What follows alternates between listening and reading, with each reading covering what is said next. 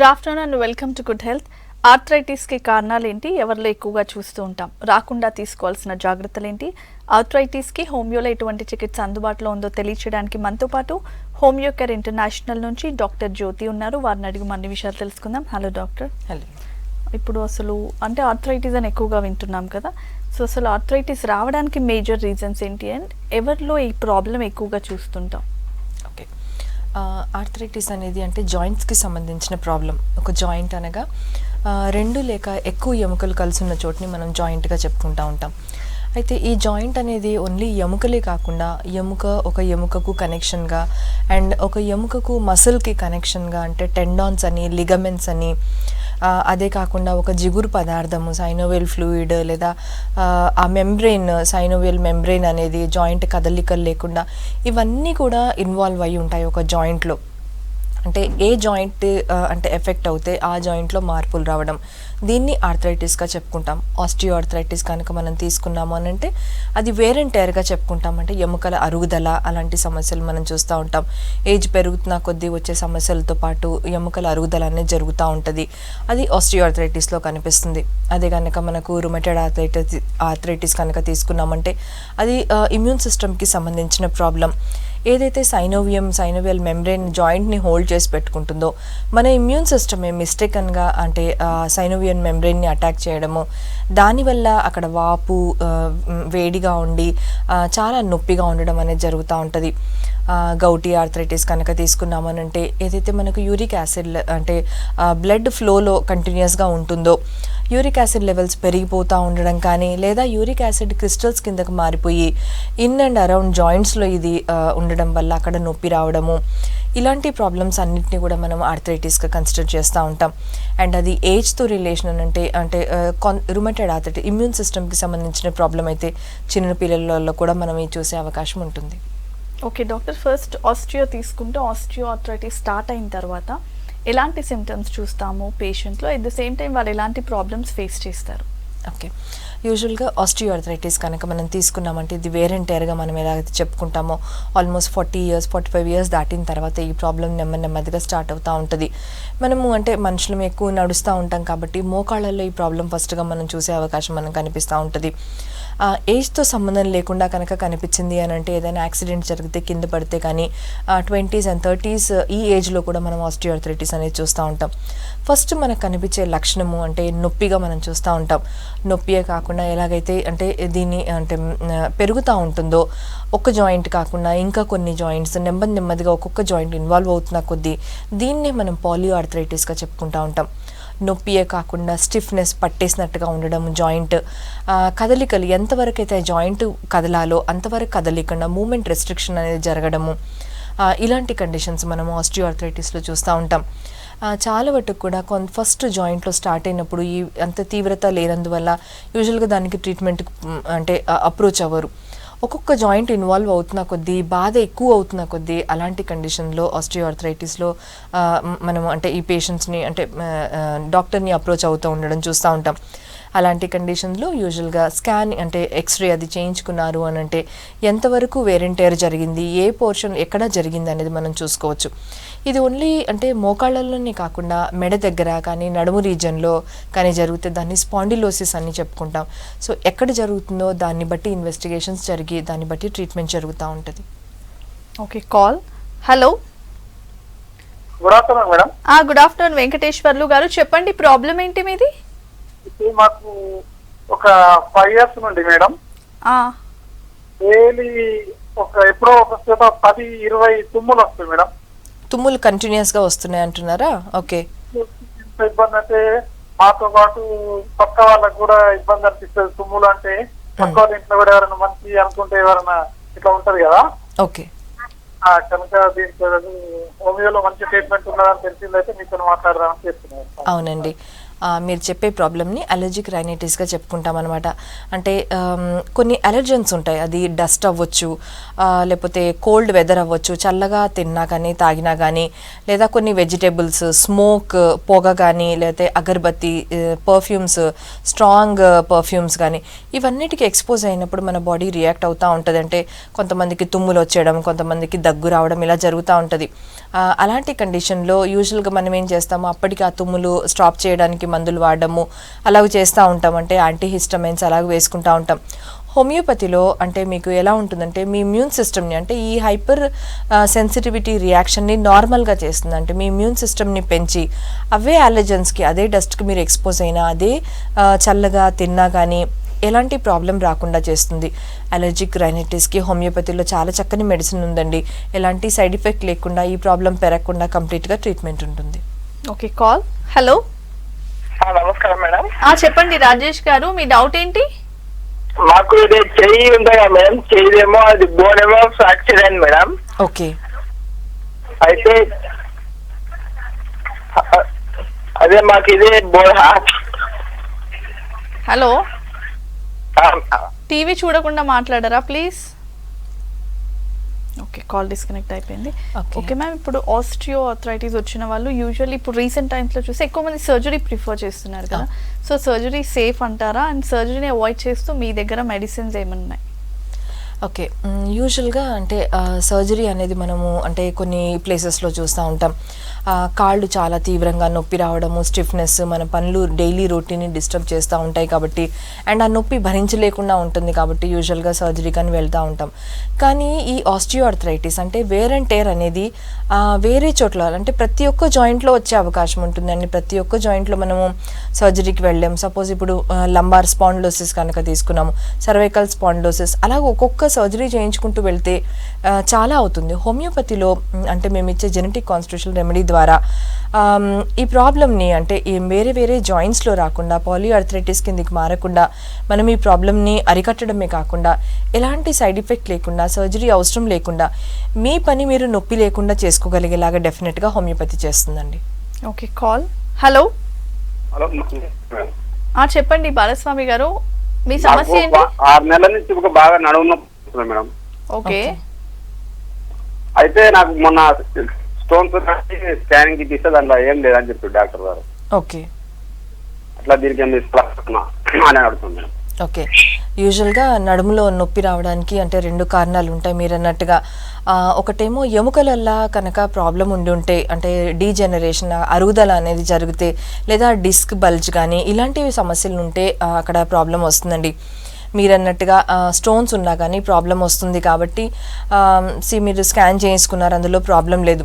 ఒక్కసారి MRI lumbar spine కనుక మీరు చెక్ చేసుకున్నారంటే, ఎంఆర్ఐ స్కానింగ్ కనుక చేసుకున్నారంటే ఏ ఎముకలలో ఈ ప్రాబ్లం ఉంది, లంబార్ స్పాండిలోసిసా కాదా అనేది మనం తెలుసుకోవచ్చు. లేదా సింపుల్ ఎక్స్రే చేయించుకున్నా మనకు తెలిసిపోతుంది. ఆ రిపోర్ట్స్తో కనుక మీరు వచ్చారు అని అంటే మనం ట్రీట్మెంట్ స్టార్ట్ చేసుకోవచ్చు. Okay doctor, next call. Hello. Hello madam. చెప్పండి కృష్ణ, మీ డౌట్ ఏంటి? హోమియోపతి ద్వారా ప్రోగ్రామ్ అవుతుందా మేడం? ఏంటండి? చెప్పండి. హోమియోపతి అదే భార్యకు రైట్ హ్యాండ్ ఈ మెడల్ నుంచి ఈ చేతుల వరకు ఊగలు లాగుతుంటది మేడం. ఓకే ఓకే, ఏం పని చేస్తూ ఉంటారు మీరు? హలో, అదే మీ వైఫ్ ఏం చేస్తుంటారు? మా భార్య ఇంట్లోనే ఉంటది కానీ పనికి పోతుంది. ఓకే ఓకే, యూజువల్గా మీరు చెప్పే ప్రాబ్లమ్ని అంటే మెడ దగ్గర ప్రాబ్లం ఉండడము, అది మరి చేతికి కూడా ఆ ప్రాబ్లం అనేది వస్తూ ఉండడం అనేది చెప్తున్నారు కదండి. ఇంట్లో అంటే పనులు చేసుకున్నా కానీ, లేదా బరువైన పనులు ఎక్కువ చేసినా కానీ మెడ రీజియన్లో ఉండే వెన్నెముకలో మార్పులు అనేది వస్తాయండి. ఒక్కొక్కసారి డిస్క్ బల్జ్ కూడా జరుగుతుంది కాబట్టి అక్కడ ఏమైనా నరం గనక ప్రెస్ అయిపోయింది అని అంటే ఆ సైడ్కి, అంటే ఇప్పుడు రైట్ సైడ్ కనుక ఉంటే రైట్ సైడ్లో బాధ రావడము, లెఫ్ట్ సైడ్లో ఉంటే లెఫ్ట్ సైడ్ బాధ రావడం అనేది మనం చూస్తాం. దీన్ని అంటే కొన్ని కండిషన్స్లో సర్వైకల్ స్పాండిలోసిస్ అని మనం చెప్పుకోవచ్చు. సర్వైకల్ స్పాండిలోసిస్కి హోమియోపతిలో చాలా మంచి మెడిసిన్స్ ఉంటాయండి. ఒకసారి కనుక మీరు వైఫ్తో కన్సల్ట్ అయ్యారంటే మనం ట్రీట్మెంట్ స్టార్ట్ చేసుకోవచ్చు. Okay, call. హలో. హలో, చెప్పండి సాయి, మీ డౌట్ ఏంటి? నమస్తే మేడం. నమస్తే అండి, చెప్పండి. నాకు 3 years నుంచి రుమటైడ్ ఆర్థరైటిస్ ఉందని చెప్తున్నారండి. ఓకే, మెడిసిన్ వాడుతున్నా అయినా తగ్గట్లేదు. మ్మ్. ఆ హోమియోలో ఏమన్నా ఉందండి? అవునండి, రుమటాయిడ్ ఆర్థరైటిస్ అనేది అంటే ఇమ్యూన్ సిస్టమ్కి సంబంధించిన ప్రాబ్లం అండి. ఏదైతే మనకు జాయింట్ ప్రొటెక్షన్గా ఉండేదో సైనోవియల్ మెంబ్రెయిన్ అనేది, సైనోవియం అనేది ఆ లైనింగ్ ఏదైతే ఉంటుందో దాన్ని మన ఇమ్యూన్ సిస్టమ్ మిస్టేకన్గా అటాక్ చేస్తుంది. ఇది ఇమ్యూన్ సిస్టమ్కి సంబంధించిన ప్రాబ్లం. అండ్ అందరికి తెలిసినట్టుగా హోమియోపతిలో చాలా మంచి మెడిసిన్స్ ఇమ్యూన్ సిస్టమ్ని ఇంప్రూవ్ చేయడానికి ఉంటాయి. కాబట్టి మీరు ఒకసారి కనుక మీరు కన్సల్ట్ అయ్యారంటే మనం ట్రీట్మెంట్ స్టార్ట్ చేసుకోవచ్చు. అయితే ఇది లైఫ్ లాంగ్ ఉండే ప్రాబ్లం అండి. అండ్ ఇది ఓర్చుకుంటే తగ్గేది కాదు, చాలా సివియర్ పెయిన్స్ ఉంటాయి. కాబట్టి ఇంకొకటి ఇలాగూ కనుక అంటే చాలా టైంలో మీకు రుమటాయిడ్ ఆర్థరైటిస్ కనుక మీ బాడీలో ఉన్నట్టయితే నెమ్మదిగా మీ జాయింట్స్ అనేది డిఫార్మిటీ జరిగే అవకాశం ఉంటుందంటే ఆ ఎముక ఆ ప్లేస్ నుంచి తొలగడము, చాలా నొప్పి అంటే పట్టుకో రాకుండా అలాగూ వచ్చే అవకాశం ఉంటుంది. వెంటనే ఆల్రెడీ మీకు 3 years అయిపోయింది ఈ ప్రాబ్లం వచ్చి అంటున్నారు. కంప్లీట్గా తగ్గిన కేసెస్ రుమటాయిడ్ ఆర్థరైటిస్ చాలా మన దగ్గర ఉన్నాయి. కాబట్టి వెంటనే మీరు స్టార్ట్ చేసుకోవచ్చు treatment. Okay, call. Hello. Hello చెప్పండి రసూల్, మీ ప్రాబ్లం ఏంటి? మేడం నుంచి పాదాల వరకు సింపుల్గా ఉంటది మేడం. నడిచినప్పుడు కూడా త్వరత లేకుండా పోతుంది, కొంచెం దూరం నడవలేకపోతున్నాము. ఓకే, ఎంతకాలం నుంచి అలా జరుగుతుందండి? చూపించారు మేడం, స్కానింగ్ తీశారు, ఎంతలో ప్రాబ్లం లేవు, బాగానే ఉన్నాయి అంటున్నారు. కానీ కొంచెం దూరం నడవలేకపోతున్నాం మేడం. 33 years. ఎక్కువసేపు నిలబడలేకపోతున్నాను మేడం. ఓకే, అంటే కింద పడ్డం కానీ అలా ఎప్పుడైనా జరిగిందండి? ఏదైనా బరువు అయిన వస్తువు తగలడం కానీ? అవంతా ఏం లేదు. మా డాడీకి పాదాలు సింబల్ ఉండేది, మా డాడీకి ఉండేది మేడం. అది ఒకప్పుడు మా డాడీకి. నాకు పాదం కాదు, నడుము కానించి పాదాల వరకు త్వరత నడిచేటప్పుడు కొంచెం దూరం బాగుంటుంది. దాని తర్వాత నడిచే కొద్దిగా త్వరత 2 కాళ్ళు త్వరత లేకుండా పోతుంది మేడం. ఓకే, దాన్ని రాడిక్యులోపతి అంటారండి. అంటే ఎక్కడో ఒక దగ్గర నరం అనేది ప్రెస్ అవుతూ ఉండడం జరుగుతూ ఉంది. అది మరి కాళ్ళల్లో అవ్వచ్చు, లేదా వెన్నెముకలో నడుము రీజన్లో అవ్వచ్చు. ఒక్కసారి కనుక మనము రక్త ప్రసరణ అనేది సరిగా జరుగుతుందా లేదా అనేది చెక్ చేసుకొని ట్రీట్మెంట్ కనుక చేసుకున్నారంటే డెఫినెట్గా తగ్గుతుందండి. మీ నాన్నకు ఉన్నా కానీ ఈ ప్రాబ్లం మీకు వచ్చినా కానీ కంప్లీట్గా తగ్గే అవకాశం మీకు ఉంటుందండి. అంటే మీ నాన్నకు ఉన్నది కాబట్టి అలాగే ఉంటుందనేది ఏం లేదు. హోమియోపతిక్ కాన్స్టిట్యూషనల్ మెడిసిన్ ద్వారా కంప్లీట్గా ట్రీట్ అవుతుంది. Okay, next call. Hello. Hello. Hello, నమస్తే మేడం. చెప్పండి నాగురుమీరా గారు, మీ డౌట్ ఏంటి? బ్యాక్ పెయిన్ వచ్చింది మేడం. ఎంఆర్ఐ స్కానింగ్ ఇస్తే L4 L5 ప్రాబ్లం అన్నారు. ఈ మెడిసిన్ వాడుతుంటే ఏమాత్రం రిలీఫ్ లేదు. ఈ మార్నింగ్ బాగా కండరాలు బాగా కింద పట్టేస్తాయి.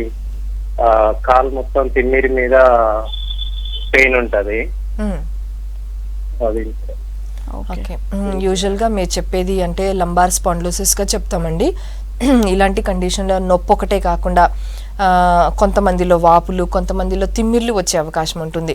ఇలాంటి కండిషన్లో మనం నొప్పి ఒకటే తగ్గాలని చూడకూడదు. ఈ ప్రాబ్లం కనుక అంటే మనం భరిస్తూ ఉన్నామనంటే ఇంకొక వైపు కూడా ఈ ప్రాబ్లం వచ్చే అవకాశం ఉంటుంది.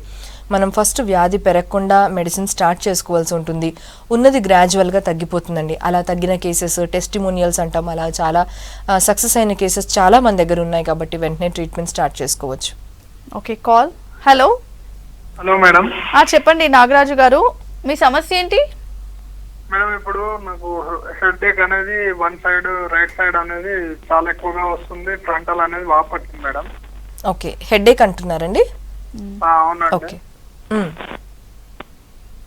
ఫ్రంటల్ వాపొచ్చి శ్వాస తీసుకోవడానికి ఇబ్బందిగా అవుతుంది. రైట్ సైడ్ హ్యాండ్ గిట్లా కొంచెం తిమ్మిరులు చేస్తుంది మేడం. ఓకే, మీకు దాంతోపాటు తల తిప్పినట్టు కానీ, కళ్ళు తిరిగినట్టు కానీ, లేకపోతే వామిటింగ్ సెన్సేషన్ అలా ఏమైనా అనిపిస్తుందండి?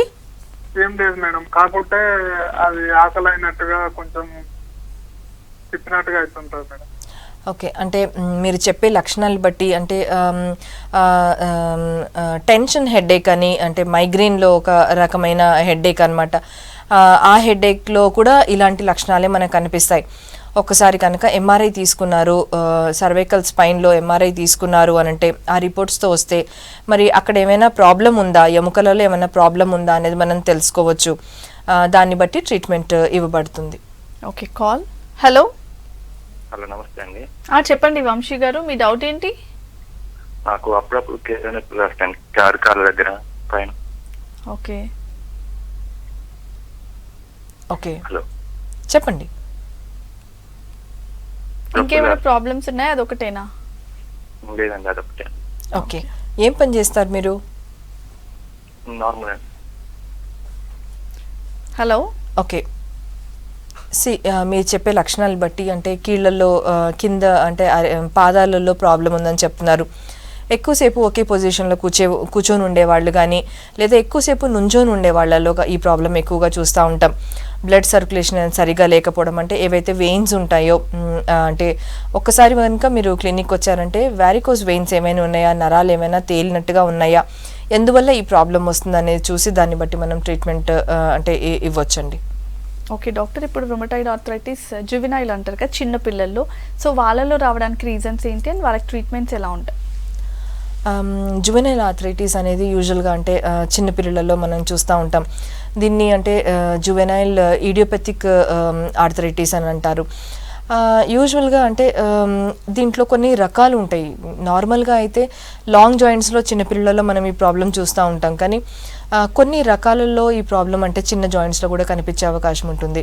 సిస్టమిక్ జువెనైల్ ఆర్థరైటిస్ కనుక మనం తీసుకున్నామంటే అంటే అది జాయింట్స్ మీద ఒక్కటే కాకుండా దాని యొక్క ఎఫెక్ట్ వేరే ఆర్గన్స్ మీద కూడా మనం చూస్తూ ఉంటాం. అంటే హార్ట్ ఏంటి, లేకపోతే లంగ్స్ ఏంటి, లేకపోతే కళ్ళ మీద ఏంటి, సో ఇలా అంటే హార్ట్ లంగ్స్ మీద దాని ఎఫెక్ట్ మనం చూస్తూ ఉంటాం. ఇలాంటి కండిషన్ని మనం సిస్టమిక్ ఈడియోపతిక్ ఆర్థరైటిస్గా చెప్పుకుంటూ ఉంటాం. ఇంకా కొన్ని కండిషన్స్ అంటే ఒలిగో ఆర్టికులర్ ఆర్థరైటిస్ అని అంటాం. అంటే ఒకటి లేదా అంటే 2-3 జాయింట్స్ వరకు ఓన్లీ ఎఫెక్ట్ అయి ఉంటాయి. స్పెషల్గా లాంగ్ జాయింట్స్ అనమాట, అంటే ఎల్బో జాయింట్స్ కానీ లేదా మోకాళ్ళు కానీ ఇలాంటి జాయింట్స్ ఇన్వాల్వ్ అయి ఉంటాయి. మోస్ట్లీ ఈ ప్రాబ్లం అనేది చిన్నపిల్లల్లో గర్ల్స్లో మనం ఈ ప్రాబ్లం ఎక్కువ చూస్తూ ఉంటాం. ఇలాంటి కండిషన్లో కళ్ళు కూడా అంటే కళ్ళల్లో కూడా యువైటిస్ అంటే కళ్ళు డ్రైగా ఉండడం, కళ్ళ ఎఫెక్షన్ కూడా మనం ఈ ప్రాబ్లంలో చూస్తూ ఉంటాం.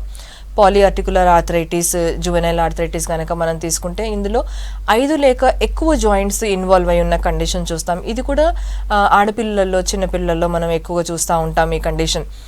అండ్ కొన్ని కండిషన్స్లో అంటే అన్డిఫైన్డ్ ఆర్థరైటిస్గా మనం చూస్తూ ఉంటాం. అందులో అన్ని రకాలు కూడా కలిసి ఉండడం, అంటే చిన్న జాయింట్స్ ఇన్వాల్వ్ అయి ఉండడం, పెద్ద జాయింట్స్, అండ్ ఇది ఈక్వల్గా మగపిల్లల్లో ఆడపిల్లల్లో ఈక్వల్గా వచ్చే అవకాశం ఉంటుంది. అండ్ సోరియాటిక్ ఆర్థరైటిస్ కనుక చూస్తుంటే ఒక్కొక్కసారి స్కిన్ ప్రాబ్లం అసోసియేట్ అయి ఉంటుంది, అంటే రెడ్నెస్, ప్యాచెస్ అది మనం చూస్తూ ఉంటాం. ఒక్కొక్కసారి ప్యాచెస్ రాకముందే కూడా ఈ ఆర్థరైటిస్ మనం చూస్తూ ఉంటాం. ఇది కూడా అబ్బాయిలలో మనం ఎక్కువగా ఈ ప్రాబ్లం మనం చూస్తూ ఉంటాం. సో జువెనైల్ ఆర్థరైటిస్లో కూడా చక్కని అంటే హోమియోపతిక్ ట్రీట్మెంట్ మనం చూస్తూ ఉంటాం. Okay, call. Hello hello hello hello hello చెప్పండి అమ్మా నిర్మల గారు, మీ ప్రాబ్లం ఏంటి? ఇక మోకాలు వస్తుందండి. ఓకే, మోకాలు ఎంతకాలం నుంచి నొప్పి ఉందమ్మా? మోకాలు అదే ఎప్పటికెళ్ళి ఉంది నొప్పి? ఈ మొన్ననే అంత 15 రోజులు స్టార్ట్ అయ్యి. ఓకే, కింద పడ్డంగానే ఏమైనా జరిగిందమ్మా? ఏం లేదు. ఏం లేదు. ఓకే, ఏం లేదు. మేడం చెప్పండి. హలో మేడం, 15 రోజులే సార్ మేడం నొప్పి స్టార్ట్ అయ్యి మొక్కల కింద బాగా వస్తుంది. ఓకే, అక్కడ ఏమైనా వాపు కనిపిస్తుందండి? వాపు అంటే ఒక సర్టెన్ ఇట్లా స్ప్రెడ్ చేసినా కానీ వస్తుంది అంటుంది మోకాలు కిందిలో. ఓకే, వాపు ఏం లేదండి.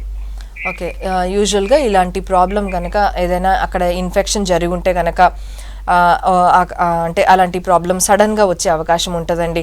కానీ ఈ ప్రాబ్లం ఇప్పుడు సపోజ్ రైట్లో తనకి ఈ ప్రాబ్లం ఉందంటే కనుక ఆ బరువు మొత్తం మనం లెఫ్ట్లో వేస్తాం కాబట్టి ఆ రీజన్లో కూడా ఈ ప్రాబ్లం వచ్చే అవకాశం ఉంటుంది. వెంటనే అంటే 15 రోజుల నుంచి అయింది కాబట్టి ట్రీట్మెంట్ ద్వారా తొందరగా కూడా తగ్గించుకోవచ్చు వేరే జాయింట్స్లో ప్రాబ్లం రాకుండా. Okay, next call. Hello hello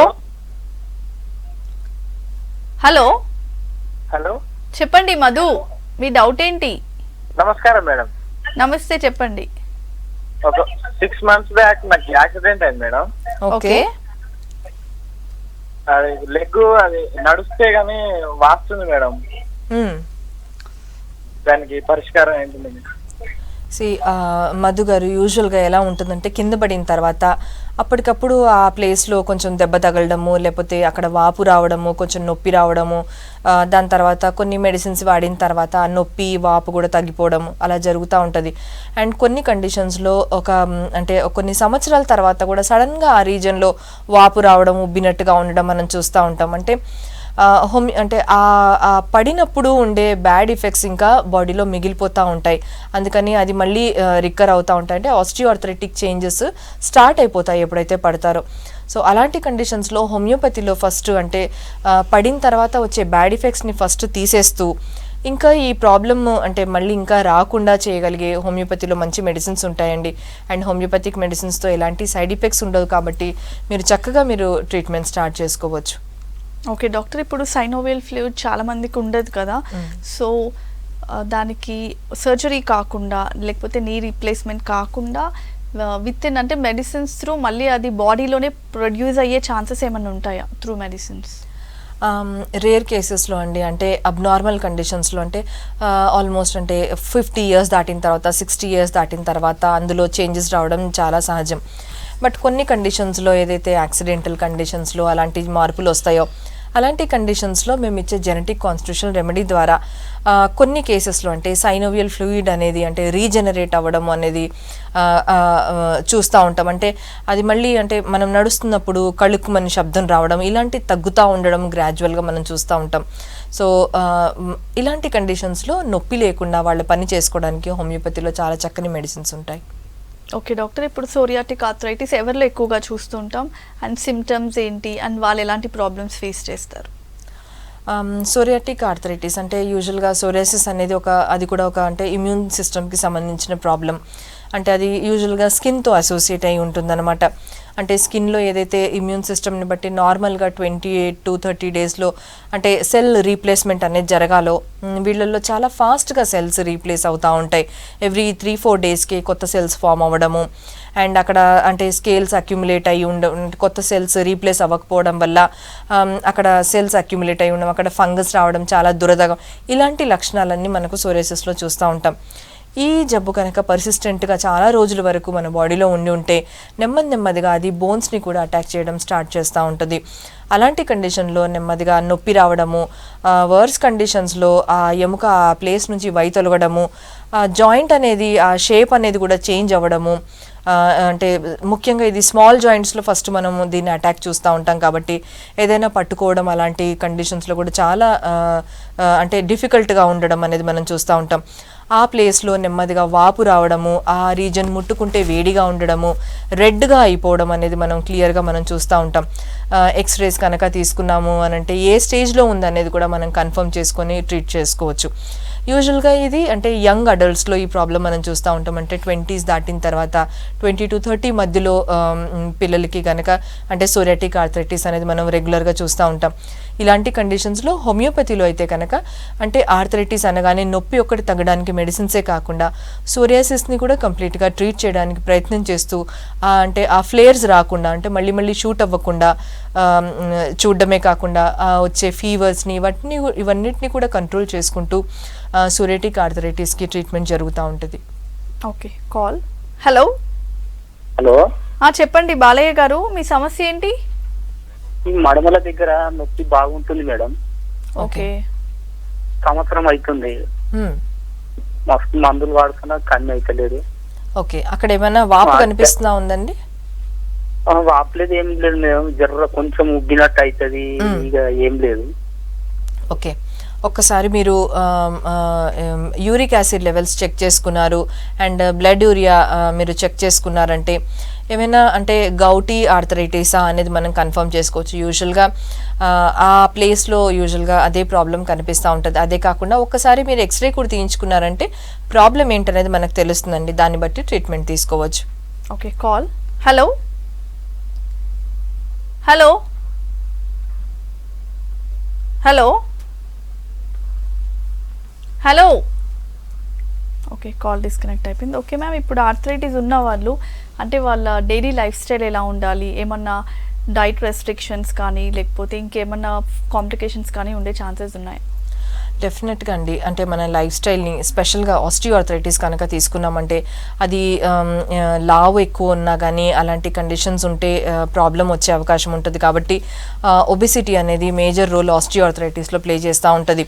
so ఆ కండిషన్స్లో మన వెయిట్ని ఎప్పటికప్పుడు మేనేజ్ చేసుకోవడం ఎంత ఇంపార్టెంటో ఆ వెయిట్ పెరగకుండా చూసుకోవడం కూడా అంతే ఇంపార్టెంట్ అయి ఉంటుంది. సో దానివల్ల మన లైఫ్ స్టైల్ కంప్లీట్గా చేంజ్ చేసుకోవడం, పొజిషన్ చేంజ్ చేసుకుంటూ ఉండడము, లంబార్ అండ్ సర్వైకల్ స్పాండిలోసిస్లో ఎప్పటికప్పుడు పొజిషన్ చేంజ్ చేసుకుంటూ 1/2 hour to 45 minutes regular walking చేసుకుంటూ వెయిట్ మేనేజ్ చేసుకుంటున్నారంటే ఆస్టియోఆర్థరైటిస్ చాలా వరకు కూడా రెగ్యులరైజ్ అవుతుంది. అదేవిధంగా రుమటైడ్ ఆర్థరైటిస్ కనుక తీసుకుంటే అది ఇమ్యూన్ సిస్టమ్కి సంబంధించిన ప్రాబ్లం కాబట్టి ఏం తింటే ఇమ్యూన్ సిస్టమ్ పెరుగుతుందనే దాన్ని బట్టి మెడిసిన్స్ స్టార్ట్ చేయడంతో పాటు డయట్ విషయంలో కూడా మీరు ఫాలో అవ్వాల్సి ఉంటుంది. Okay, thank you so much ma'am arthritis గురించి చెప్పినందుకు. ఇది వాళ్ళ good health. Keep watching V6 news.